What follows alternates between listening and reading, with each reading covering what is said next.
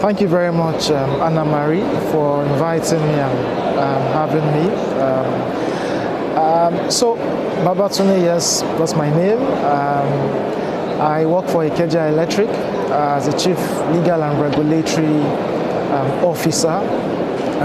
Ikeja Electric, of course, is one of the distribution companies in Nigeria, serving some parts of Lagos State.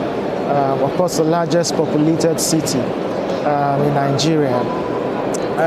Ikeja Electric, of course, serves over 1 million electricity customers and is heavily metered in terms of the metering density.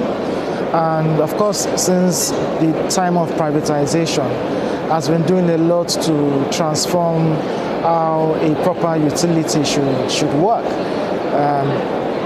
And has done a lot in trying to invest in its network, strengthen the network, invest in smart technologies, including smart metering.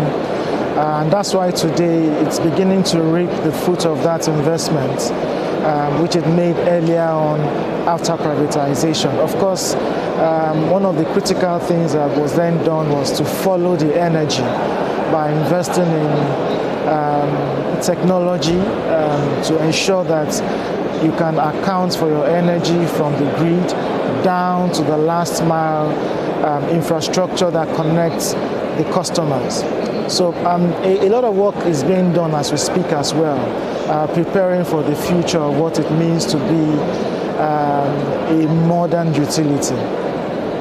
I like the use of the word excited about renewable energy.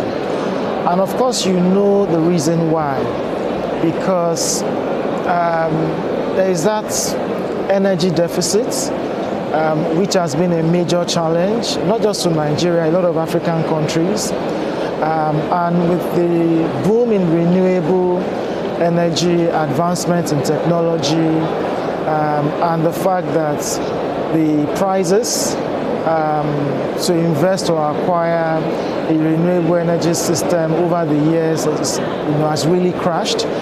So a lot more people are embracing alternative energy. And because of the Mission 300, where we're trying to electrify a lot more Africans in the next few years, of course, with funding available as well, with multilateral institutions, also providing funding to expand renewable energy across Africa. So you can understand why a lot of countries are then pivoting to alternative energy.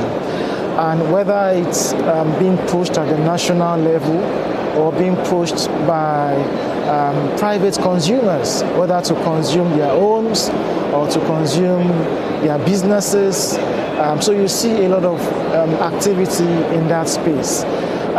Just last year, over 400 billion naira worth of solar panel was imported into Nigeria, and that is massive. It's a lot, and it signals what is happening and what is coming, right?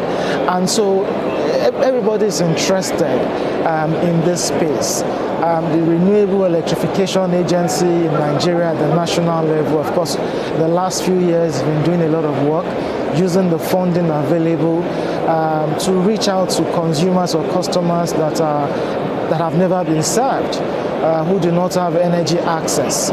So we see a lot of expansion in that space, and with the policy support that is happening now, a lot more is also going to happen, which is why today in the mini-grid space, whether isolated or interconnected, the traditional utility in that sense also have a key role to play to ensure that they can interconnect with renewable energy solution to reach more customers, also leveraging on the advantage of the grid as they continue to invest a lot. So yes, a lot is happening in that space.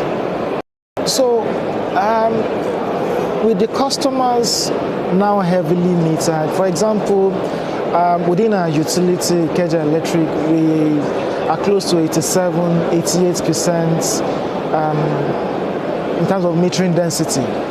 and just the remaining customers unmetered, hopefully in the coming months, a year or so, we should be able to close that gap. A lot of investment has gone into that to ensure that these meters are smart meters. And the thing with smart meter is it's like the foundation of the nervous system when it comes to energy accounting, revenue assurance, and when you also now leverage digitalization. So you are laying the foundation and you are building the ecosystem to ensure that with advancements in technology, opening the network to interconnect with renewable energy system, layering it on regulation and policies that are now coming.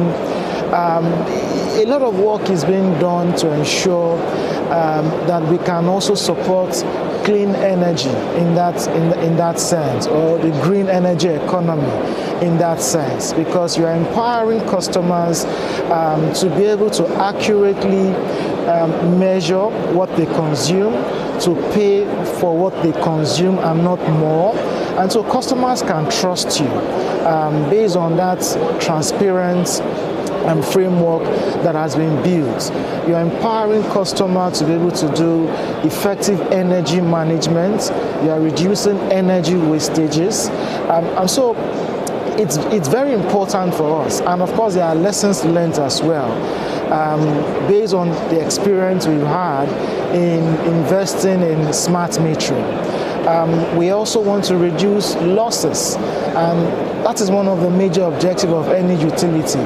Ability to reduce your losses, and we've seen that some of the lessons learned, where with the huge metering density, you can also see the impact in terms of how it has helped revenue assurance, and in terms of also where it has exposed where your losses are, notwithstanding the fact that meters have been put in those locations. So it also tells you that it's not enough to just hang a smart meter on the wall.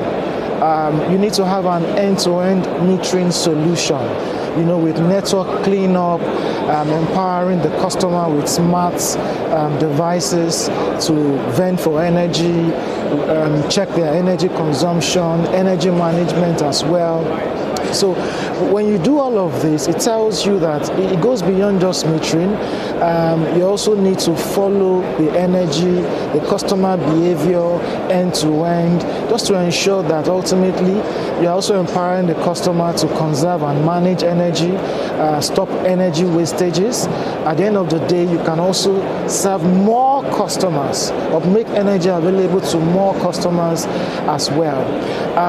At the moment, we are working on some project which we call the Intelligent Data Box, which is just beyond just hanging a smart meter on the wall. It's an end-to-end metering ecosystem where, based on the pilots that we have done, it has helped us to reduce losses on some feeders from as high as 40% to 10%. And so we see it as the future of how a utility should run, and we are looking at scaling that up effective from 2026 this year, and we're very excited about this.